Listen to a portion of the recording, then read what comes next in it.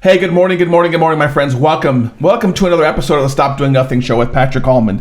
For those of you that watch on a regular basis, you know that monthly, my buddy Phil and I end up talking about whatever business topic or tech topic is what's going on.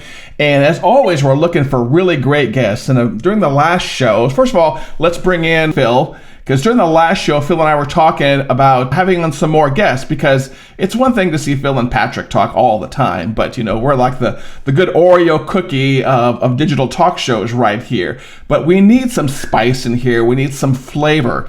And so last show, I don't know if you remember or not, Phil suggested we bring in someone who wrote a book. I can't remember what he said. He said, my friend Leslie wrote a book, and she's really good, and she's really spicy, and she's really energetic.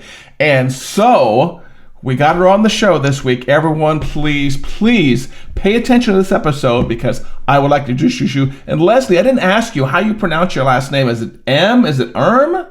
Yeah, just like the letter M. That's me. Just like the letter M. So everyone listen and pay attention to my new friend, Leslie M. She wrote a book called Swagger, which is what we're going to be talking about today. And the full title is Swagger, Unleash. You know what? I know I already typed that wrong. Can you say it for me, please? It's Swagger, Unleash everything you are and become everything you want. Thank you. And it's coming out in what, like 25 days? May 10th. The countdown is real. Congratulations. That's hard work. Let's just get meta for a second. Hard work writing a book. You know what? Writing the book is the first part of the hard work. Right. Marketing a book is the harder part of writing a book. Honestly, it is much harder. If somebody had told me then, I would have gone, No, I still would have done it.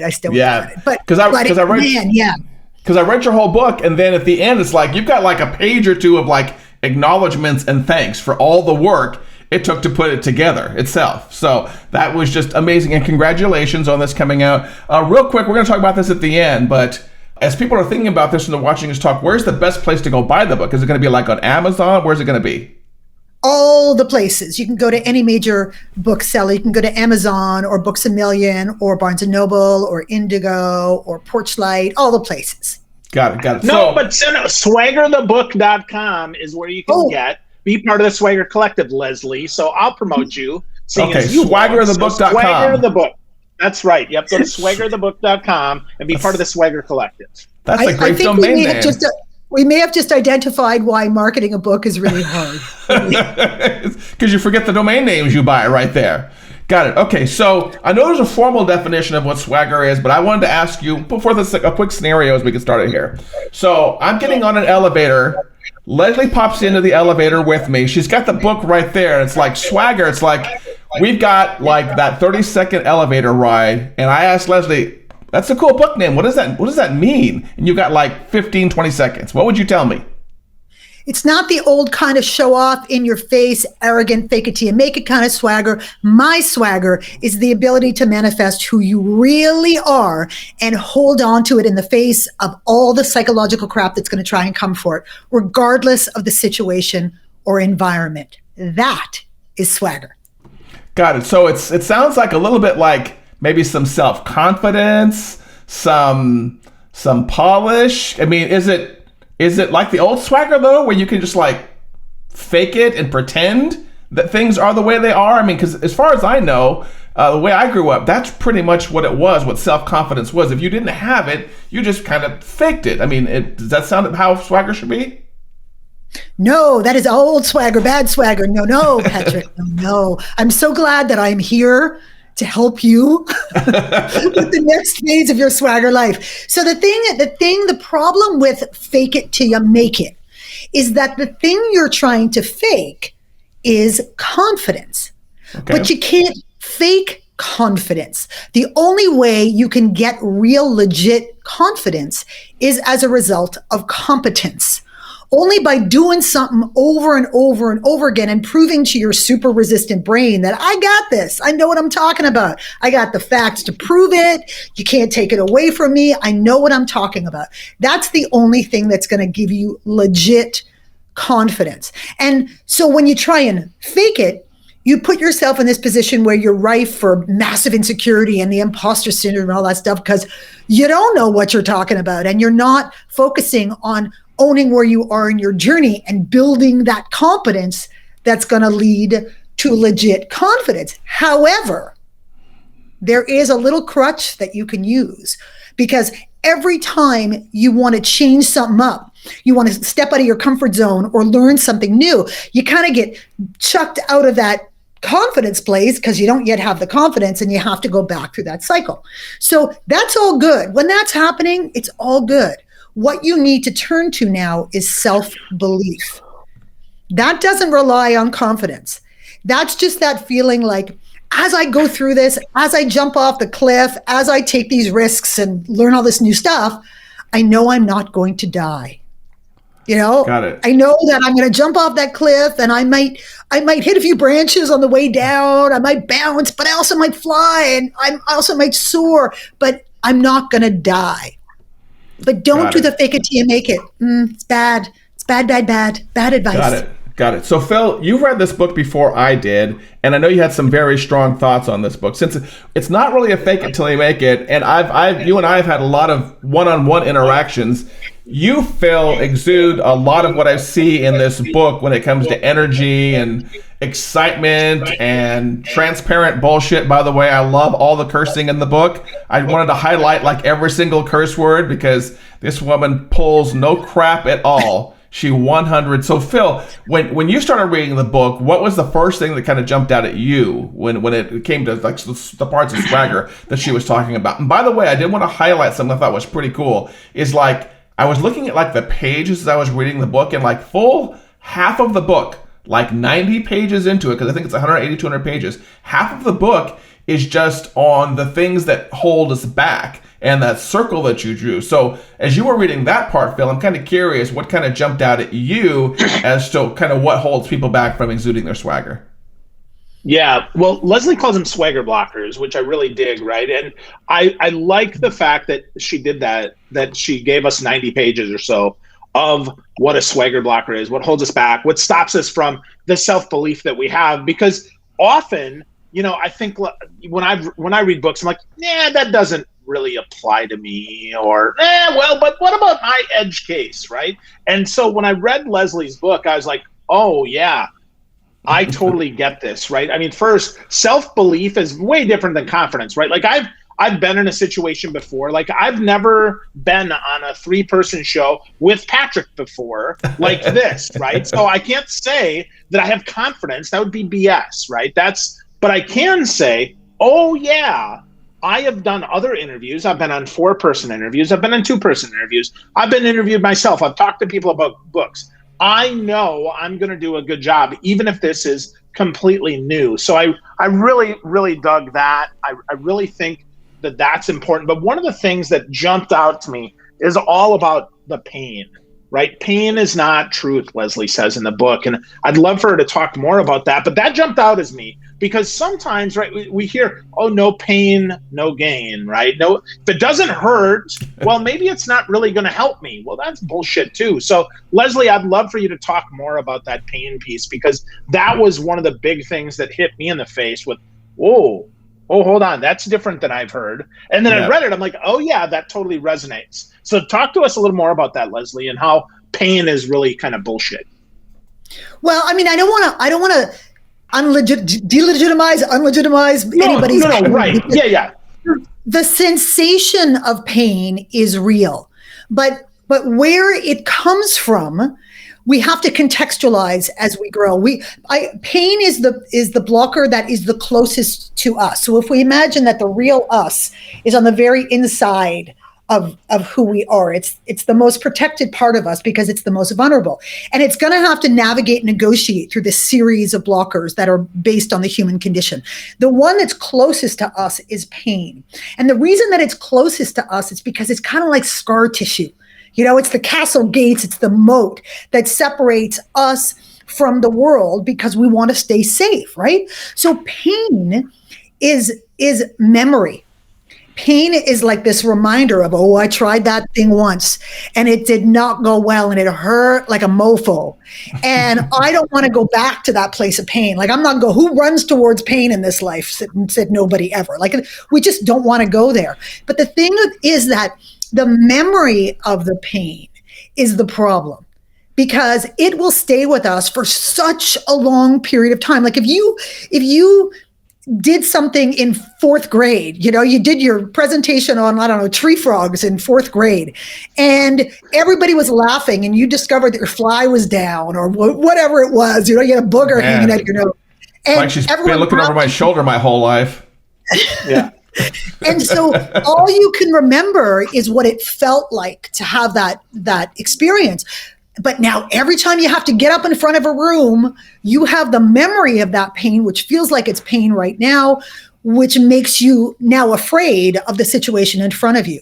So it's about recontextualizing and challenging whether that pain is just memory or it's something that is going to hurt you right now in this place. Because once that crack is opened in us as a result of something that was painful, it's just there, and it's like, you got to seal it up and move on.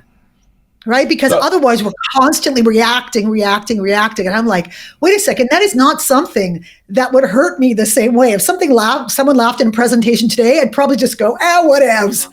But all I can remember is fourth grade me with the booger. Got it. Yeah. Wow. Go ahead. So, and that's kind of funny that you brought up the pain thing, because that was actually in my notes in our shared Google Doc, Phil, to highlight that particular area. So you and I were thinking in sync there. And another question just popped into my mind because of the world that Phil and I live in. Now I know the world that Leslie lives in. Is I'm just kind of curious which of these swagger blockers, I wonder, really affects those of us in the world of public speaking. Because, we all have to be on, as soon as they say Leslie, and please welcome Leslie M, clap, clap, clap. From that moment, Leslie is on until she steps off. And so I'm just kind of curious, Leslie, when you're doing your coaching, of all these swagger blockers, do you think there are any that affect like public speakers more than others? Yeah, okay, so I'm going to take you quickly, just give you a top line of what the blockers are so people can have it in their heads while they're listening. So as I said, we are on the inside, hiding on the inside. And the blockers, I'll start from the outside, because the outside blocker is the one that is closest to the world. And that's persona. That's that face that we think we need to put on in order to be taken seriously and in order to be credible and in order to fit in. Next layer in is ambition. Because our ambition can have us behaving in ways that aren't necessarily authentic to who we are. And I don't have a hate on for ambition in any way, shape, or form, but it can change us. It can really impact who we are. The next one in is insecurity. It's all those what ifs. What if this doesn't go well? What if people don't like me? What if I screw up? What if I'm being judged? What if? But the place of no answers, only the what if questions. Next layer in is fear, which is the answer to the what if. What if I don't show up a certain way? Bad things are going to happen. What if I don't get accepted? Bad things are going to happen. And then next layer in is pain. Pain is the reminder of, I tried that once and it really hurt like a bitch. I'm not going to do that again. So each one has a way of reinforcing and propping up the other one. So that just gives your listeners and viewers a mental picture of what that looks like. Okay. So I think with speakers are just people like anybody else. I don't think that speakers are this unique breed, because people feel the same things when they walk into a meeting, when they go on a first date, when they do all of those things. And I think it really is about the individual, because that's what swagger is. There is no one prescribed way of having swagger. There's no one prescribed way of manifesting it. There's no one way of showing up. Like Phil's swagger is Phil's swagger, and nobody could duplicate Phil Swagger, for the record, in this world, because he's got his own thing going on, which is very different, Patrick, than yours, and very different than mine. And that's all good and beautiful. What matters is that it's real. So I think often what does plague speakers is the brand of themselves, and that they feel like the brand of themselves is not the same somehow as the person they are when they're sitting around the house in their undies. And I understand why they think that, because people are paying you a lot of money to stand in front of a crowd and wow them and look like your shit is all together and all the rest of it, even though it's not. And I get that. What I'm trying to inspire people to do and to walk them through the process is to integrate those parts as much as they possibly can, because what I believe is very often the parts that we hold back in that situation to be glossier and shinier and more perfect are actually the most valuable and interesting parts of ourselves, and the parts that creates the most connection with an audience. Because, there is nothing more inspiring when you're sitting and watching a speaker where you're getting all this great information and it's a great show and you're loving it, but you're also going, yes, me too. I so relate to that. I so get that. That's making me feel all the things. This feels like the truth, as opposed to, wow, that's a really freaking good robot there who's got all the knowledge in their head. I don't think that moves anybody. So when you're on stage and you're as real as you possibly can be, I think that's when you really get into people's kishkas and they feel the kind of connection that is necessary to then inspire and motivate change in them. Did you just slip in some Yiddish there? I sure did, and I love that you knew that it's Yiddish. I've been around that world. I've been around that world a little bit, not a lot of it, but I recognize the word when I see it. So. Okay, so now we're as we're kind of making our way through the book here, and there's something here that I didn't particularly see, and I want to get your take on it, Phil, but then I really want to hear Leslie's take on it. In our world, because again, I'm coming at this from the world of positioning and branding and public speaking, is a lot of this stuff, and I'm looking at like swagger, driver, self-belief. Phil, really quick for you, but more for Leslie, do you think, and this is, as this is coming out of my mouth, hopefully does not sound misogynistic, but do you think that some of this stuff is harder for women? Yes or no, Phil? Quick answer. Yeah, for sure. For sure, because they've been ingrained that they're not good enough. Unfortunately, many of them have, or they've had asshole dudes who have said, no, they're going to talk over, mansplain, be a jackass. So yeah, I think it is harder because no matter how good or bad they are, they obviously have had some, societal systemic bullshit that has said, no, you're not. So yes, I believe so. Got it. So now for the longer answer, I'm kind of curious what you think, Leslie.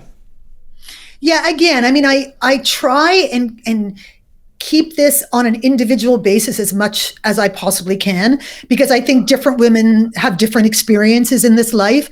I think that what happens is for women, I think our swagger gets more of a beat down over time. It's, putting baby in the corner kind of thing, where we're, if women have been marginalized or have been challenged or have been ignored and all the rest of it, then it's really harder for them to believe that they're worthy of their own truth, because if ain't nobody listening, it's hard to get kind of feedback and validation from the world, which is usually how we kind of build ourselves up. Now, I'm a big believer in internal validation, but we're human, for God's sake. Like if we're constantly getting a beat down, then you really do start to question yourself. So I think that it depends where you've grown up. It depends the culture that you're in. It depends the kind of work that you've done and that work culture and that work environment. So I know a lot of women who feel super empowered, and they feel like they can take on anything. And I know a lot of women as a result of a whole bunch of things who have really experienced a serious beatdown for their swagger. And again, I think that the one thing I think is harder for women is that when they do find their swagger, it can feel very threatening to men because those bad guys, those bad dudes who are trying to take power away from women realize that they can't anymore. And they don't like that. They don't like it. So that I think is the part. But then for the women who have swagger, they don't give a shit. They're like, you can come and try and snack at my power buffet, but it is not open. Like I got this beautiful buffet. I got little spring rolls. I got some little sushi. I got the little crab rolls. I got the little tasty tidbits. And you can reach your hand out and no, you can't fit it through the grates. I've got the grates are down. You can't have any. Now I can choose to give you a little spring roll. I can choose to give you a piece of my power if it serves me. But you can't come snacking on my power anymore. So it can also change the people around you. Because like in any situation where you're dealing with a bully, when they start to realize it ain't working, They tend to go and try and pick on somebody else. Exactly. So that's one of the mega benefits of swagger is that, like I through all the struggles and the journey that I have had, and do not think for a second that it has not been a struggle and a journey for me, just like everybody else, despite the fact that I literally wrote the book. I have always had a degree of swagger. Always. I was very, very lucky in the way that I was raised, that it was reinforced for me, for me, it was a key factor in my life. I wanted to have swagger more than anything else. I wanted to be real, 100% real. I didn't want to be disintegrated or fragmented. And people were either going to love it or they were going to hate it. And I was okay with that. That's the way I crafted my life. But believe me, a lot of sacrifices were made in the process. I made a lot of mistakes. I polarized a lot of people. That was a choice that I made very, very early on. But let me tell you, ain't nobody tries to come for my power. Because it is not, they know it's not available to them. It's just not, people just go, okay, they don't play with me. And that's part of what happens over time is as you build your swagger, people recognize that you are unshakable, unmovable in your sense of self, and you aren't going to change for anyone, It sounds like you're also unfuckable with. Oh, completely unfuckable with. Completely. I mean, that is, like Phil has known me for a while. Phil, would you consider me someone that would be easily fucked with? No, ma'am, I would not even a little bit. I love how you put ma'am in there just in case, right? Just in case. But you know what? The thing is, though, that I am 100% driven by love. 100% driven by love.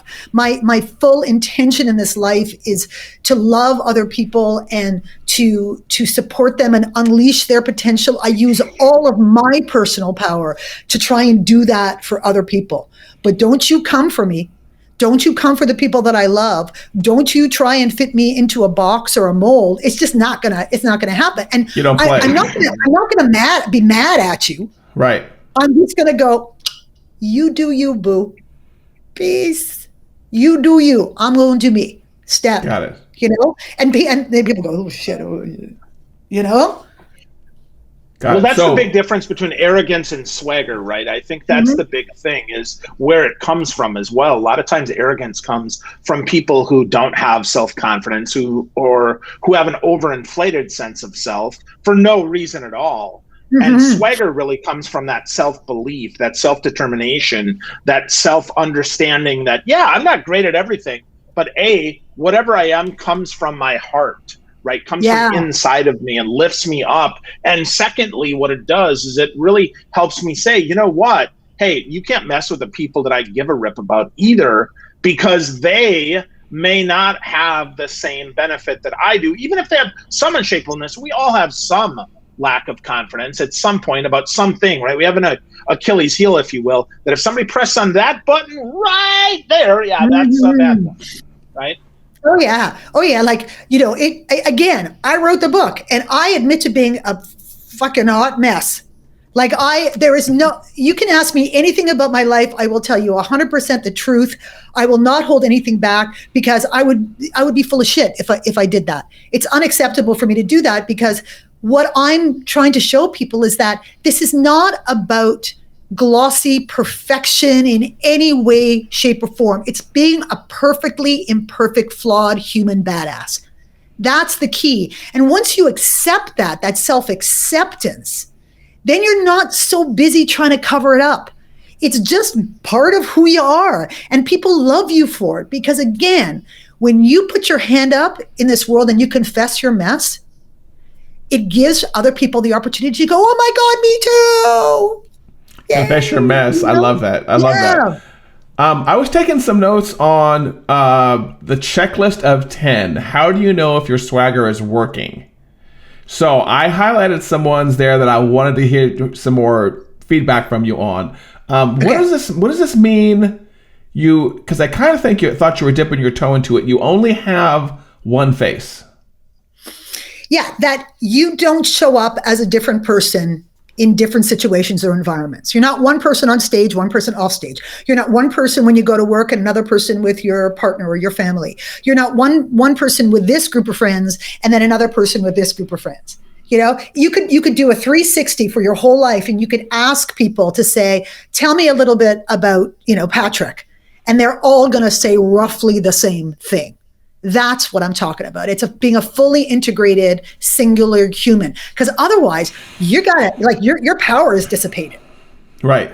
It's hard work to do that. And to also remember which face you're putting on for who and what. Exactly. You know, and you have at some point. Yeah, I was gonna say you have to almost remember what you're saying in front of different people, or the truth that you put forward in front of different people is what it sounds like. Yeah, who has time for that? Who has time to keep track? What are you gonna fucking notebook? Like, no. Okay, so and then there is this one right here, which I saw in your book, and I used it unfuckable, but healthy dose of don't give a shitness. So at this point in time, you're just making up words in this book, which I love. Don't give a shitness.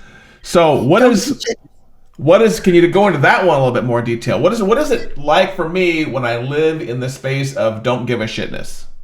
Well, I mean, I use the term glibly because I want you to give a shit about the important things. I want you to give a shit about your truth. I want you to know your intention. I want you to believe in yourself and love everybody and be in service of the collective. So it's not like, screw you all, I just care about whether I succeed in this world. It's not about that. It's about where you get your validation from. And I'm going to give you a little fun analogy for validation. Okay, so stay with me on this one, guys.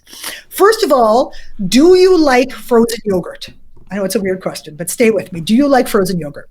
Yes. You like frozen yogurt? So when you go to the Froyo store, and you walk in and there are those big silver machines on the back wall with the handles, okay? That, with all the different flavors of all the Froyos. And you go over to the wall, there's a little rack there, and you decide on what size cup you're going to take, the little teeny tiny, the medium, the large, the extra large. Yes, me too. Extra large every time. Okay. So you get your extra large cup, and then you start to pull the flavors. You decide, how much am I going to put in my cup? Which flavor, which combination of flavors? Am I going to have that weird watermelon sherbet that's at the end or not? Don't do it, but am I going to do that? And you decide how full that cup is going to be. Once you filled up the cup, you go over to the toppings bar. The toppings bar, and there's some gummy bears, and there's like coconut and chocolate sprinkles and fruit, and you decide, ooh, do I want a little something on top of my Froyo? Okay. That wall of frozen yogurt is internal validation. You decide how big your cup is, and you decide exactly how much and what flavors are going to do it for you. It's your own combination of things that you are getting for yourself. Okay. The topping bar is external validation. It's a little something that goes on top to make things a little extra delicious, because who doesn't like a gummy bear or two? It's a little sugar high. It's a little rush, but it's not the shit that is going to sustain you and fill you up. It's not the majority of it. No, you don't go into the Froyo bar and go directly over to the toppings bar and just dump the entire thing. Oh, maybe Patrick does. You don't dump the entire thing of gummy Nobody does bears. that at all. Nobody does that at all. But I mean, if you do that, if you dump all the gummy bears and you eat that, you're going to have a sugar crash and you're going to be hungry again in 2 seconds. Right. Right? So the key is that you stop looking for all of your validation to come from other people. It's just not, you've got to know for yourself, did I do my good work? Was I in my moment of purpose now? Did I contribute in some way? Am I all good with myself? Like, if you're going to have a hate on for me, does that mean I have to have a hate on for myself? Well, if you're relying solely on external validation, the answer would be yes, because you got nothing else. We're like, if somebody has a hate on for me, it must mean I'm bad. No. That's on you, baby. That's like the equivalent of going into the airport, going to the baggage carousel and picking up somebody else's luggage and dragging it off the baggage carousel and walking it down the causeway. We don't pick up other people's baggage at the airport. Why do we pick it up in life? Wow. No? Why do we do that? It's like, no, that's your baggage. I'm going to pick up my nice little pink bag and I'm going to roll it down the car. Again, peace out. It's all good, but I'm just not going to do it. So not giving a shitness is really about I'm not going to get caught up in your drama. I'm not going to get caught up in your criticism or your judgment or all of the things that are about you. I am going to give a shit about what's important to me and my intention in this world and what I want to contribute. Got it. And then, yeah, did you like that, Phil? What was the part you just said? The baggage. So the baggage analogy. So when we do pull quotes for this video, I'm going to remind my team to use that baggage analogy because that one is great. We're all three of us live on the road at some point, and Sure. So that was a great one. We can extend that analogy big time. Like, let's say you do pick up somebody else's baggage. When you get back to the hotel, you got to open it up and wear whatever they put in there. Ooh. It's not going to be cute. Yeah, especially I'm not wearing your socks, Patrick. I'm not wearing my underwear. And as I said, I'm not wearing your underwear, especially on the return trip. So that is not going to happen. No homie, don't play that. So okay. One of the things that the book talks a lot about is, the particular chapter that I was kind of following on as I was taking my notes, is how when you get in this moment or this mode of exuding and finding your swagger and the self-confidence and you're living in your true purpose and all that stuff, it can repel a lot of people. But at the same time, I've kind of always thought that it attracts some people also. So is it like a magnet? Does it push some people further away and attract some people really close? I want to hear from Leslie first on this, and then Phil, I kind of want your take on this also. So Leslie, what do you say about that? Yeah, I think whenever we change, people around us change as a result. That's natural. And the people, let's say there were people in our lives who really felt like they had an ability to control us, or that we were there for them to diminish, so they felt better about themselves, or someone that they could rely on to stay quiet, or all of those things that they may have felt about us, or we haven't been living in our truth and it's been convenient for them that we're not living in our truth. Those people are going to have challenges when we find our swagger, because we're not going to worry about what their opinion is anymore. We're going to worry more about what our own opinion of ourselves and our needs are more. So yes, it can have a way of, repelling is kind of a strong word, but it can mess them up. They may not know what to do with us, but for a whole host of other people, they recognize that what they have in front of them is someone that what you see is what you get. And people love that because they can trust that. So it's like, even if you had to give up some of your circle, it's probably the circle that you probably should have, gotten rid of a while ago. And the new people that you attract are the people who love you for who you really are. Because that's the whole thing, is that in this life, we want to be loved and accepted and seen. That's what everybody wants. But if we're full of shit, not because we're bad or wrong, just because we're scared. If we're full of shit, then, and if we are loved and accepted, we're not really loved and accepted for who we really are. So how can we really start to feel safe? It's only when you speak your truth and you unleash who you really are, and then say, now, do you still love me now? That's the only thing that is going to be that form of external validation that matters. But believe me, when you start stepping into yourself, you love yourself. You're feeling your bad self big time. And then that's the froyo. And then you get all the gummy bears from other people. But you just remember that if you are afraid, because this takes courage. So if you are afraid that people might not love the real you, you remain trapped, because the only way you're going to find out is by showing them. And I'm telling you, I've worked with thousands and thousands of people, and for the most part, and I'm going to speak broadly, for the most part, when you show people who you really are, they love it. Sometimes it takes a little getting used to, but ultimately they will love it, because it's all your stuff. It's you 100%. That's what's the juicy thing. Got it. So yeah, Phil, what's your take on that part? Well, I guess the totally repelling agree. versus the attracting is Yeah, is no, have you I seen something totally like agree, right? Yeah, for sure. I mean, I've certainly seen that with me, right? I mean, the past people that were hanging on because they believed in the 1992 version of Phil are not the people that are attracted to and love the 2021 version of Phil. So absolutely, you see that. I mean, people, people don't see us any differently than they did 20 years ago. And as we change, they certainly fall off because A, it invalidates who they are if they didn't change.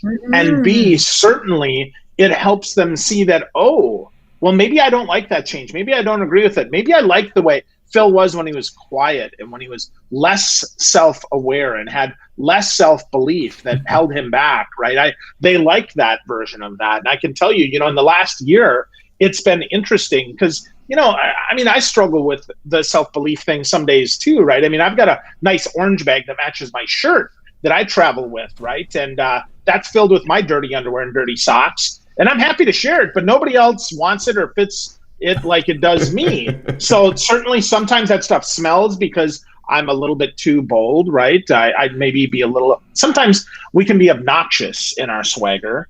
But if it's internal, right, that internal belief, if people are repelled by that, well, screw them. Who cares, right? I mean, that's on them, not on me. But if I'm wearing my underwear on my head, well, that could scare some people. So, yeah. That would scare me for sure. I think also a good point to make in this is that, a lot of people are afraid that if they unleash their swagger, they're going to be perceived as unprofessional.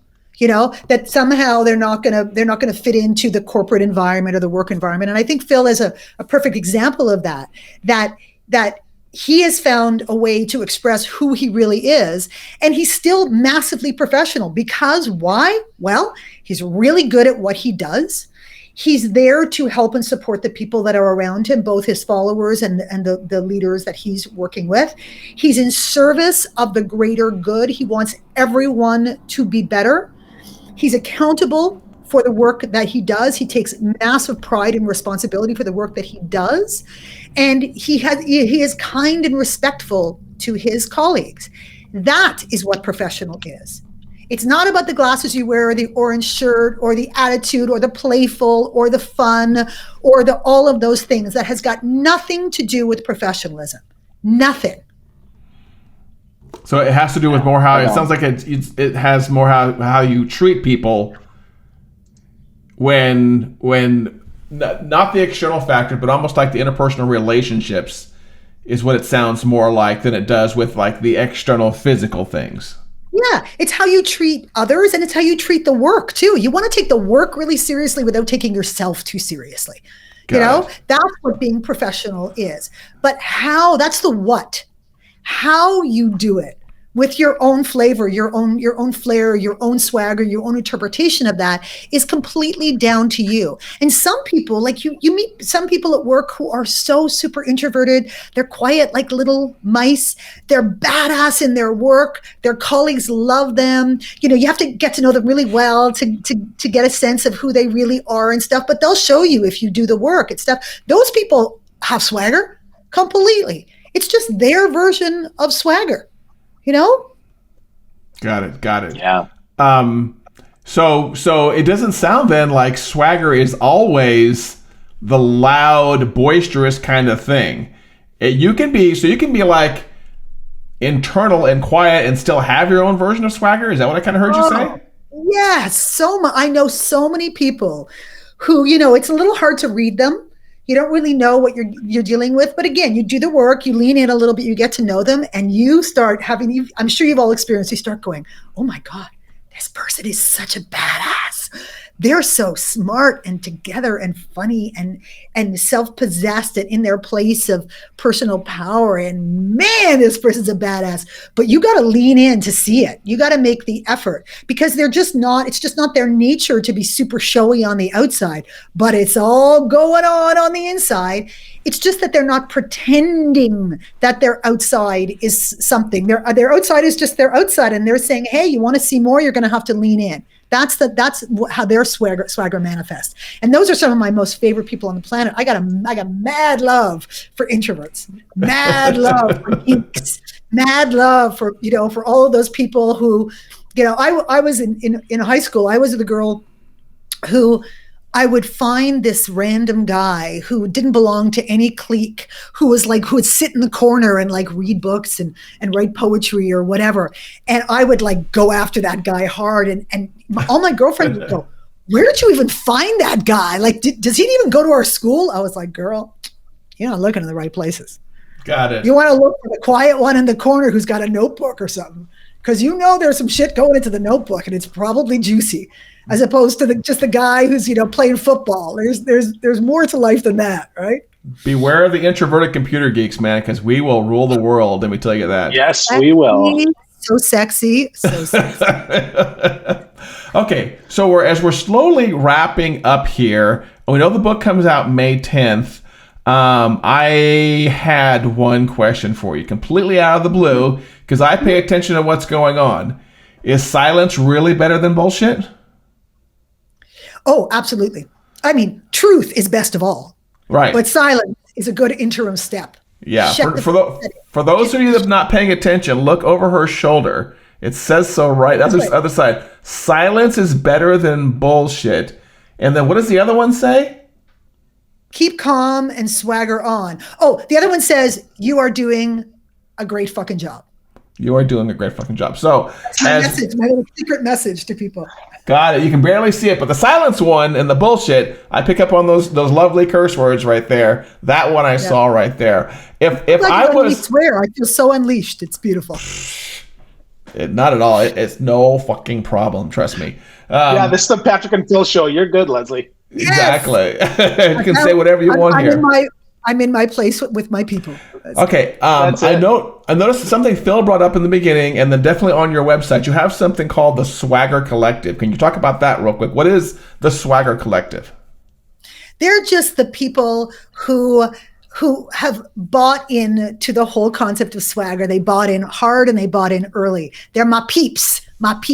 And I'm growing this kind of community of people, and I'm actually trying to develop things just for them. I want to develop, experiences for them and little programs for them and all the rest of it. So I'm giving people the perks. If you're part of the Swagger Collective, which you can join from swaggerthebook.com, you're going to get the first chapter of my book free, just saying, right away, instantaneously, which is just going to be like crack because you're just going to want more. I just warn you about that. But I also have little curated things that I offer you guys.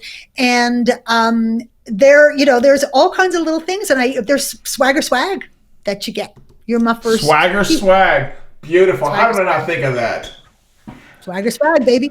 The merch store is almost ready to launch because you got to have swagger merch. Well, duh, it makes sense. Yeah. I so gotta is it going to be swagger out, right? So I can't just have swagger inside. I gotta have swagger outside. Exactly. Yeah, baby, you gotta wear that swagger. So when's the Swagger store going to be ready? If the book comes out May 10th, when's the Swagger store going to be ready? Probably in the next few days. Sweet. It's coming up. Yeah, so there's t-shirts, there's hoodies, there's masks, swagger masks. Because I posted a reel on Instagram wearing my own custom swagger mask, and people lost their minds. Where can I get one? I was like, oh, I guess I got to make a mask for people. Okay, we'll do that. There's mugs. There's all kinds of fun stuff. And it can be swagger queen, swagger king, swagger badass. You've got all the choices. So Swagger, the Swagger, but swaggerbook.com or the swaggerbook.com? Swaggerthebook.com. So if I go to swaggerthebook.com, I can probably get the book ordered when it comes out, but I get a free chapter and get in the collective right now. And from there, will I also be able to find the swag store if I go to that same website? Yeah, we're going to put it, I think we'll put it on Swagger the Book, but we'll probably put it on lesliem.com on the top level nav for people as well. Oh, the other thing you can do for a little bit of fun is if you can join the Swagger Collective and access this, but I also didn't want to force people to do that because I'm not a sales funnel kind of girl, and Phil could probably laugh at me for that. I'm not a sales funnel girl. I'm just give it away. I love you people. Just do your thing. So you can take a proof of swagger assessment, which is just 10 questions, and you rank yourself based on where you are in your swagger journey, because trust and believe it is a journey. It is not a switch that you flip. It's an ongoing lifelong thing. It's going to ebb and flow. But to determine where are you right now with your swagger score, and then you want to read the book, do a little bit of work, and then redo the assessment and see how have you moved the swagger dial. You're more of a funnel girl than you think you are. You're doing it right, trust me. Because that's the world I live in, is marketing and marketing funnels. I'm like, this lady has got it going on. So she says she doesn't have it going on, but she's got it going on. I think Listen, there's something about. I honestly like the one of the biggest challenges for me is that if I could, I would give away the book to everybody, because I'll start to cry when I talk about this. I'll try not to cry. I really, really, really do believe that this book, in the right hands, will have the power to change people's lives. I really believe it with every ounce of my soul. It is me on a page. It is the combination of so many years of working with people and listening to them and watching them and seeing what happens when they embrace these ideas. It's practical as hell, because I come from a training background. So this girl don't play. It's not inspiration and fluffy wuffy. It holds your hand through every single part of the process with countless exercises, with check-ins, with way to track, and so on and so forth. I want this to be everything that you need in order to unleash everything that you are. And I just want people to have the courage to do it. That's all I want. Got it. So we got to get people to swaggerthebook.com. I went to the website, and this lady doesn't play. As soon as you go to the website, like, you know that one emoji you send from your phone, then like confetti shoots down when you like send the text message? That actually happens when you go to her website. So she is swagger from the get-go. If nothing is boring or plain about the book or about her websites, so this woman is living her message 100%. Parting thoughts as we sign off here. First from you, Phil. Parting thoughts, and then we'll go to Leslie. Oh, well, parting thoughts is I love Leslie's message and I really believe that anybody listening, watching, or even thinking about this should get the book, because self-belief is the difference between success and failure for so many, right? You're going to get paid more. You're going to get paid more often, and you're going to be happier because you're going to embrace who you really are. And I thank Leslie for that wonderful, beautiful message from her book. So that's great. Self-belief. I love that. Now, Leslie, if I was to read your book, which I've done, and then do something right after, what would you tell someone to do right after they read your book and they thought it was fabulous, and there's all these action steps they could take? What would be the kind of the first couple of steps you would tell them to take right after they read your book? Hopefully, as people read it, they do the work as they go. You know, they sort of do it. You know, that's what I recommend, is try the exercises as you're going along, because you'll start to see things change. I think the number one thing, and the reason, Patrick, you mentioned, you know, the first half of the book is really about what's stopping us, what's blocking us, right, is really do an assessment on that. To take a good look at yourself and say, where am I getting stuck? Because unless you understand that, it's going to feel super overwhelming. You're just going to say, well, I feel like this and I want to feel that. I'm like, whoa, slow your roll. Let's start to break it down. Where do you think you're getting stuck, so we can work on it piece by piece, systematically, so it doesn't feel like this, you don't climb Mount Everest in one go. There are base camps, you know? And we want to make sure that people are tracking, doing things slowly and progressively, but awareness, self-awareness is super key to this. So have a real talk with yourself, because ain't no one watching or listening. Just real talk to yourself and go, yeah, that's me. That's happening to me. I recognize myself in this. Okay, let's do some of these exercises and see what I learned from it and how I move to the next step. So I think that's the first thing that you can do. The key thing. And for those of you who haven't gotten the book yet, I'm just going to warn you that at the end of each chapter, there's a big square of exercises where she runs through several questions there where she wants you to take exercises. So it's not just a read and drop down book. Okay, go ahead. I got another book I forgot. For the Swagger Collective, if you join the Swagger Collective and you pre-order the book and let me know, you will get a complimentary 40-page companion workbook. workbook. So it's got Man. all of the exercises pulled out, plus a whole bunch of bonus exercises. And all you got to do is pre-order the book and send it to pre-order at lesliem.com. So first of all, I know you got some books behind you. Show us a book cover up close and personal. I want to see a Swagger. book cover. Not of somebody else's. Okay, I got to get it right. There we go. Unleash everything you are and become everything you want. And now, do you got a copy of the workbook too, so we can see what the workbook looks like? Workbook is digital. PDF. Digital. PDF. Okay, got It's a PDF. So everybody can access saving it trees. and print it. Yes. Got it. Okay, so pre-order the book. Email. What was the email address again? Pre-order at Leslie M. But you've Leslie M. got to be a Swagger Collective subscriber. Got it. So if you're watching this, please make sure you head over to swaggerthebook.com, get in the collective, get the book pre-ordered, and get the 40-page workbook. And pre-order is up until what, May 10th? May 10th. May 10th is when the book launches. Got a boogie. So I can go to Amazon right now and pre-order the book.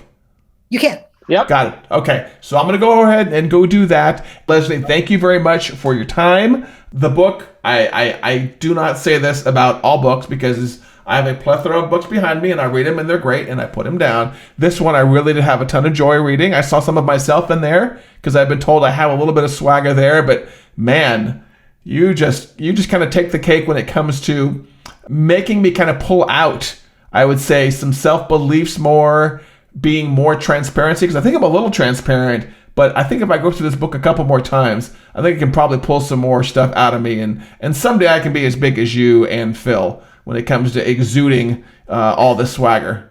So you just need a pair of glasses. That's the first step. It's very helpful. They're off to the side. Patrick. They're only for driving. They're only for driving. But I've got them there. I'm getting to that point in life where I got bifocals. That's my life these days. I got to state for the record, Patrick, I think you got a ton of badass swagger. I can feel it. I'm blushing. feel it. So you can't tell, but I'm blushing. Probably further along than you think, buddy. Well, thanks again, Leslie M, for your time. Everyone go to swaggerthebook.com, which is going to take you to her website. And don't bother spelling Leslie M, just swaggerthebook.com. It'll take you there. Get in the collective, get the book ordered, get the 40-page workbook. Follow her all over social media. We'll get her social media links up on the video. Follow Phil and Patrick all over social media also. And everybody, as always, thank you for watching the Stop Doing Nothing show. Thank you for your time, Phil. Thank you for your time, Leslie. See you, Patrick. We will talk to you guys again soon.